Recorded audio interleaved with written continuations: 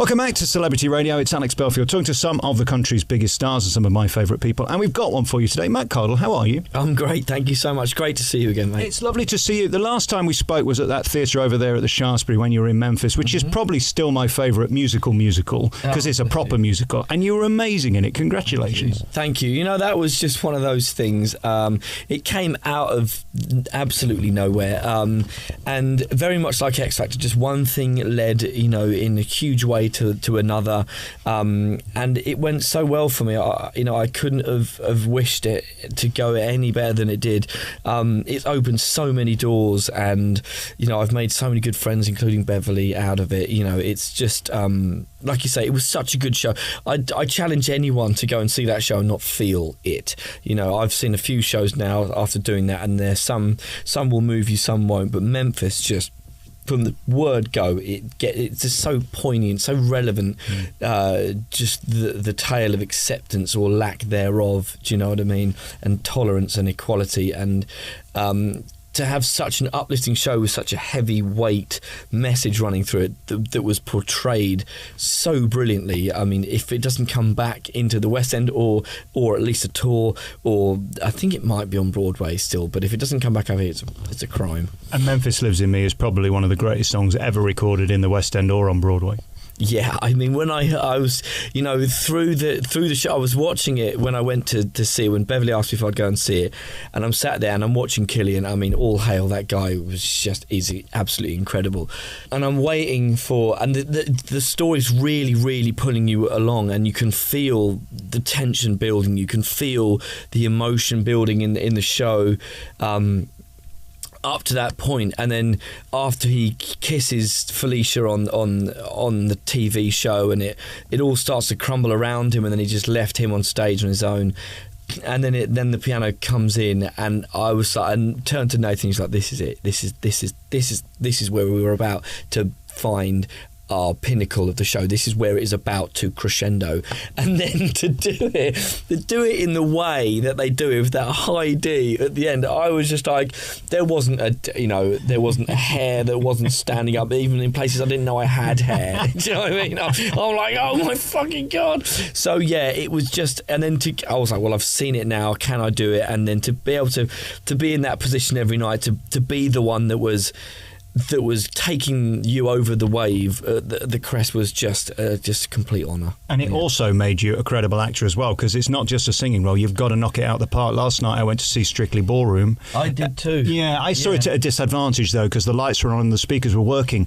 But with your show, I mean, it was the complete opposite. It was compelling, it was raw, but you got to do it. You couldn't just phone it in. You really couldn't hide from that role. There was no hiding. And after I bumped into some people at the after show of Strictly last night, and they were a lot of the people from Memphis, and they just reminding me of my track through the show, and the fact that there's no other role around like that like Huey, where out of a 2-hour show you're on for 11 minutes. It was really quite something, and you had to go through the full spectrum of emotion. You weren't just this happy clappy guy, you were manic at the start. You then were starting to become really troubled, and you're turning in on yourself, your life's collapsing in on itself, and then you got to break down, you got to lose your shit. It was just everything in that show, and yeah, wow. Did you sit there thinking you'd like to be the next Will Young in Strictly Ballroom?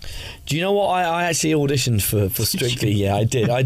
The thing is, that role has changed a lot. When I heard about that role, it was very different from what was being portrayed by Will. I thought he did a great job. I thought the lead guy and girl also did a fantastic job. I think again the show is changing. It's still now, I'm sure. I mean, what time is it? It's 4:20. They're tweaking it right now. They are still tweaking that show. But that's the nature of the West End. It's the nature of workshopping something and taking it to the West End. It's a big thing. I've rarely been more bored in a theatre, but I have to say at the end they were on their feet and they got a standing ovation and a round of applause, and I tweeted that last night. The ultimate review is the audience, and they loved it, and it was sold out. So what do I know? Yeah, well, I mean, you know what you know, and you know everybody's got their views. I mean, I was with someone who shared exactly the same view as you. I was more going. I was watching Will intensely, even when you know, when he wasn't actually performing, when he was just there, I was seeing what was going into that role, because obviously that was something that I thought I would be doing for a while. But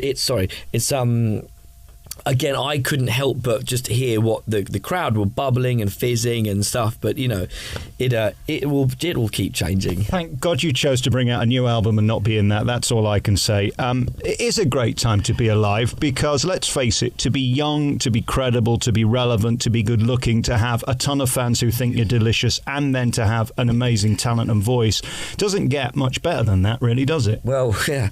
I mean, that's very, very kind of you to say. Thank you. You know, it's not been an easy ride since X Factor. It's not been easy at all.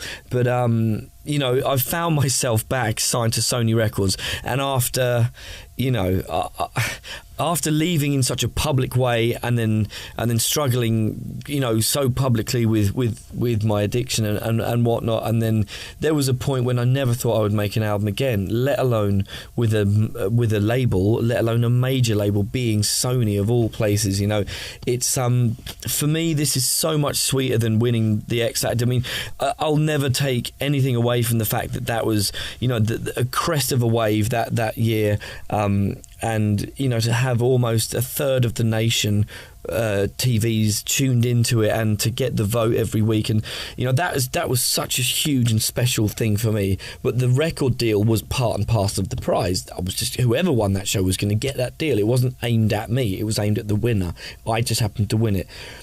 Whereas now it's off my own volition and my own hard work and dedication to writing this album, and then approaching Sony, that they would turn around and say, yeah, you know what, we'd love to sign that and let's do it.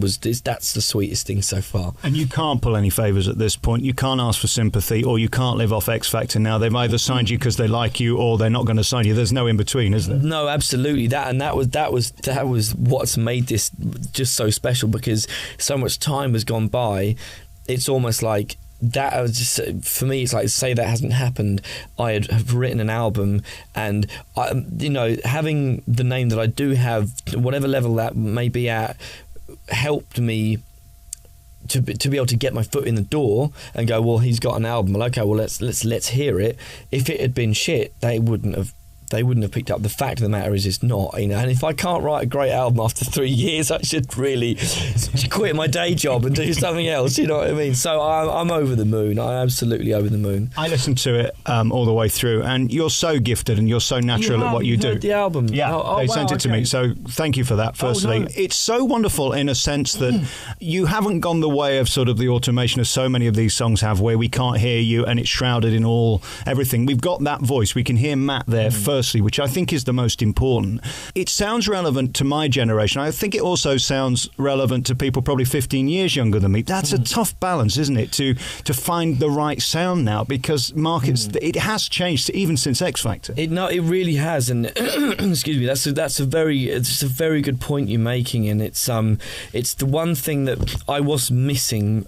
On the first album, it was polished pop, and Biff and Ash did an incredible job with that album, and it, you know, again, it connected and sold platinum. You know, with the ensuing albums, I was doing it myself. I wasn't really there a lot of the time. In my head, I was elsewhere.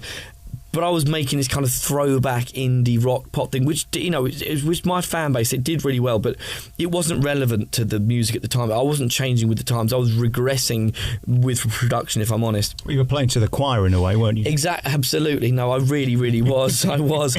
But with Time to Be Alive, I just said to Jim, like, I want to strike the balance between something acoustic that's me and something that's really happening now. And Jim's such a cutting-edge producer, but even he has been able to go a little bit left field with the album. I mean, you've heard something like Crazy Love. It's a huge song, but there's still some real left. And also the mix engineer Chris Elms, who's been working with Bjork, and he's done some incredible albums. I said to you, please just go left, because we've gone down the middle before. We've gone all the way sort of like back in time. Now I want to strike that pop thing, but just a little bit left field. My interpretation was, this is you saying, this is me, take it or leave it. It's the best me I can be right now. And I think your fans are going to love you for that. It's an interesting time. I mean, I look on Twitter today and the reaction to you is extraordinary. The fan base you have and the love you've created really is incredible. Do you get great solace from that? I really do. You know, they surprise me each and every day.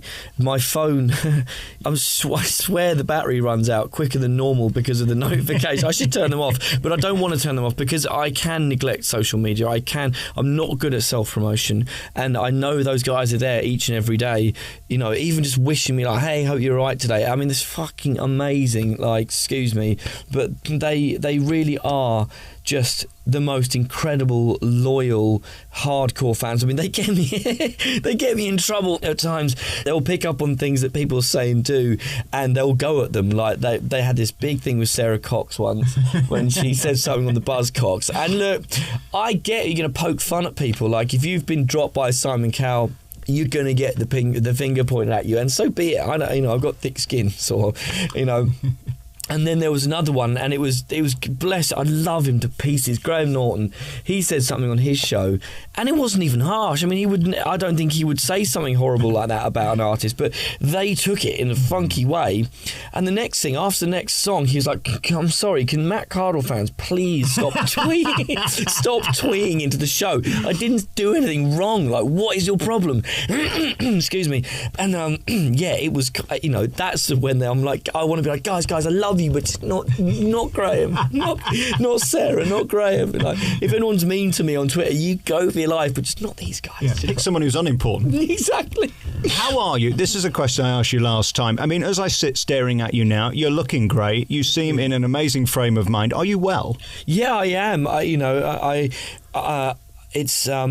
It's been a lot. I have control back over my life. You know, I did 19 months. I think when we spoke, I was completely clean. But I'm a very hedonistic person. I've grown up that way, and that is part of my life. The party, if we'll put it that way, has always been part of my life, and I think it always will be until such time as to stop.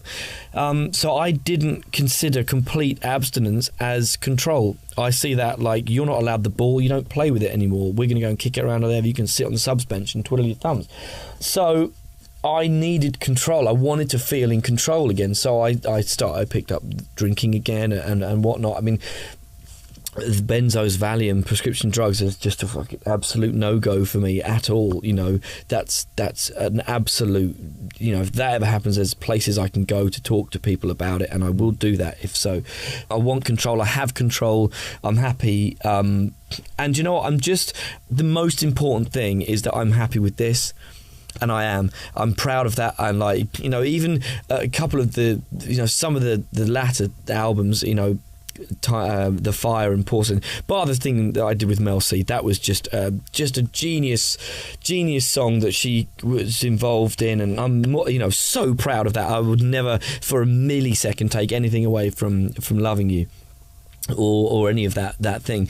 But with the albums as a body of work, if someone's like, "Oh, you're a musician, oh, you've got an album, stick it on," I'll be like, "Yeah, maybe wait till you get home. Wait till you Google it when you get home, or YouTube it when you get home. Not now. Let's not ruin the vibe, you know." Whereas this album, if they like want to put a track on, there's a few tracks that, you know, you can stick on at parties or whatever. There's a track that I'd stick on in the car, but I listen to it, and I'd for the first time, I have that level of pride in my work, and that is what's making the difference to me. But you've got to be careful being too hard on yourself, because if I did the last interview with you again, I would have asked questions differently or thought of better questions than the ones I wasted your time with, and I'll probably think the same in a year's time when I talk to you again. Do you see what I mean? Like, we can all use hindsight as a great way of beating ourselves up. You've actually just got to be present and go, this is the best I can be today, isn't it? Yes, no, you're absolutely right, and that's the thing. I mean, I can listen to it. I mean, I haven't wanted to because, you know, I was so involved with the production of all of them so far. There's this horrible thing that by the time an album is printed and it's going onto the CD, I'm already onto the next thing. I'm already over it, kind of in my head. I'm picking holes. I'm picking it apart to the point I don't like it. I'm not doing that consciously because it's taken me so long, and I'm damned if I'm about to start hating on it when it's taken me 3 years to write. I'm not going to do that yet. But I could listen and tell you that this isn't right, that should have been there, boom, boom, boom. I will constantly strive for perfection. I will never in my life achieve it. It's not achievable.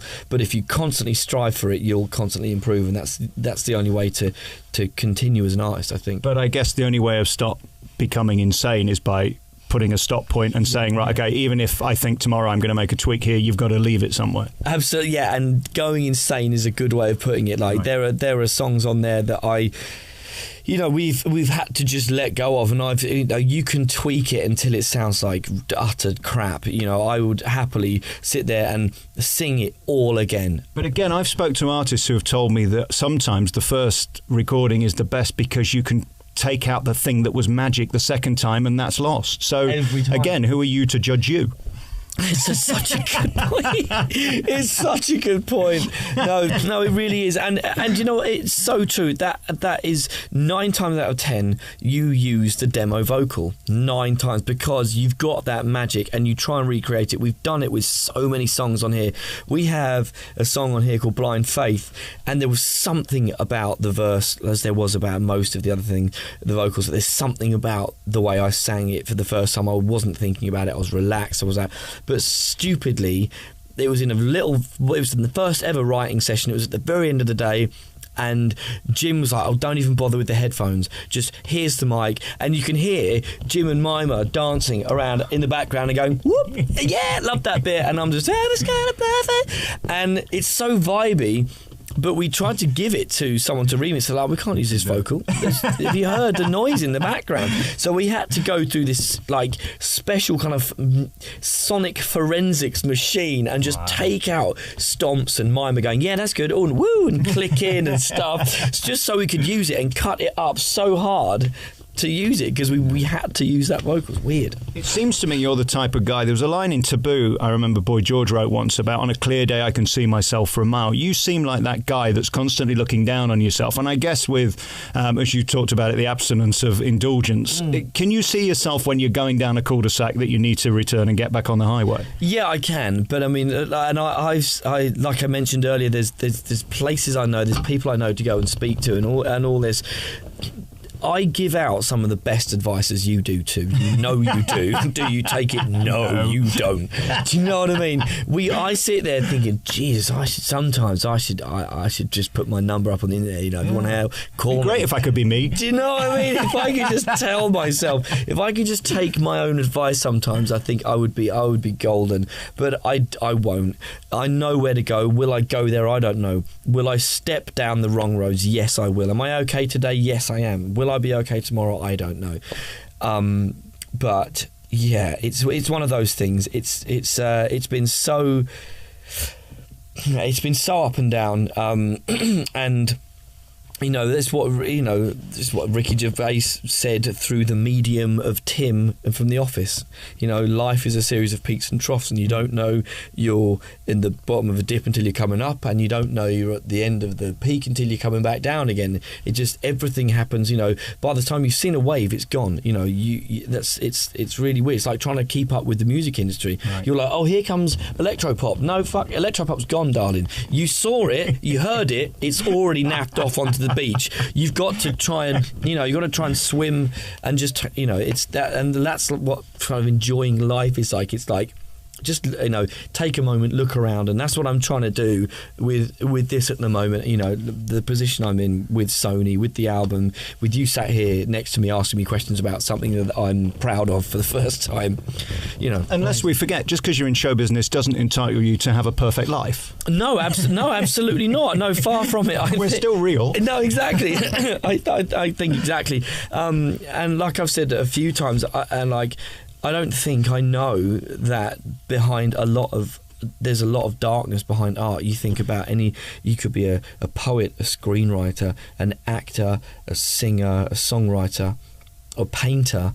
A lot of art comes from a dark place. A lot of art comes from very troubled souls.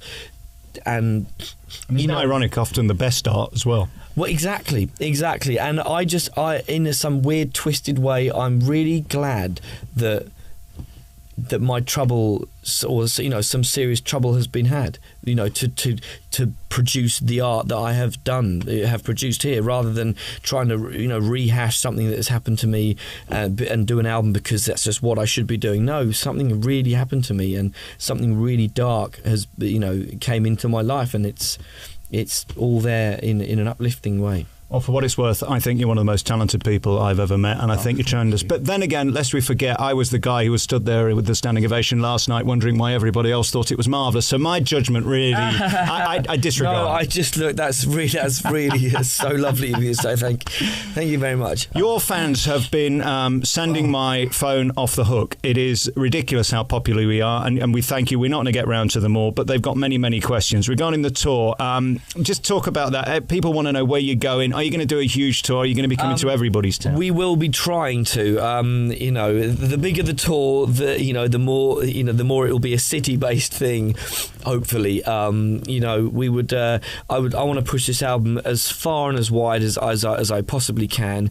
We're also looking to go overseas with this project. I think for the first time, the album deserves that kind of worldwide exposure as well. We will be. It's all TBC, but I'm afraid that we'll just have to wait and see. All right, you can get the album on Amazon. Emma wants to know if you'll be doing tour signings. Where can they get it signed? We may be. Again, we are literally in the throes of promotion and things like that. So when we know any more, they'll be the first to know. Cardle Live, another one of your mega fans, says 4 years since Porcelain, they're looking forward to seeing the band again. Are they still together? Have you got your band ready to go? Well, I mean, a lot has been happening in life. A lot's happened to me. A lot has happened to my drummer. He's had a child. Growing up's rubbish, isn't it? No, you don't have to. No, me neither. No, look, there's lots of change in the air, and the band will be back together. Of course, the sound is very different. It's a little bit more, obviously, it's a lot more electro than it has been. So we shall see what the makeup of the band is. But yes, there'll be a band. I've wasted half an hour of your time. Minky B wants to know, if you had 30 minutes to waste somebody's time, who would it be? If you have really not, it's just been an absolute pleasure. Believe you me. If I could waste 30 minutes of someone's time, I don't know. I would. That's such a good question. I don't know. Well, I've just seen the BBC are putting out a naked podcast. Maybe we should think about that next time. That would be a big waste of time. I look like I'm modelling for Scattercushion, so it'd be marvellous. Linda Shaw says, a really good question, actually. This album is so clever. How do you recreate it live? It's a very good question, actually. Linda, that's a good question. I mean, look, a lot of the sounds they are saved onto... they are saved as samples. There are string pads in there. There is so much trickery that will be not. I don't want to play off track like wholly, but there will be things that are triggered electronically by a drummer or by myself or by a keyboard player. Some of the vocal effects also will be live. The processing will be live because the album went electro. A lot of the vocal processing had to go electro as well. Otherwise it would have been quite. It wouldn't have blended the way that we wanted it to. So there will be a lot of trickery on stage that we haven't seen before, but in a good way. Somebody wants to know, and I won't name them because it's embarrassing, how do you stay looking as fit as you do, quote unquote? Do you know what? That's not me, by the way. That's Emma. No. Thank you so much. That's so sweet. I don't know. On the pictures you see clever lighting and good angles, but I skateboard still. I drink 1.5 liters of water every day. I try to at least, and I push weights at home. I try and. Okay, you're boring me now. Julie Koch says, I think that's how you say Koch. Yeah. She wants to know what you're going to do after the album. I mean, is there going to be any more musicals, or is it all about the live sound now? It will be all about the album for the foreseeable for this year, I'm sure. I'm kind of itching to get back onto the West End stage as well at some stage. I will definitely do that. But it's all about the album at the moment. I've got an ambition to play Giraffe in The Lion King, if you could put in a word, by the way. Mate, of course, anything you want. Don't you think it'd be lovely? Debbie McMillan says she'd like 30 minutes with you. That's nice. Jackie wants to know more about the musicals. If you had a dream one, which would you do? If my dream musical would come true, I'd be Valjean in Les Mis. Well, that'd be interesting. Huge role. Yeah. Now, back to the album, the videos for it. When are we going to see more of the videos? Well, we will be recording the video for single 2 in the next few weeks. It has been...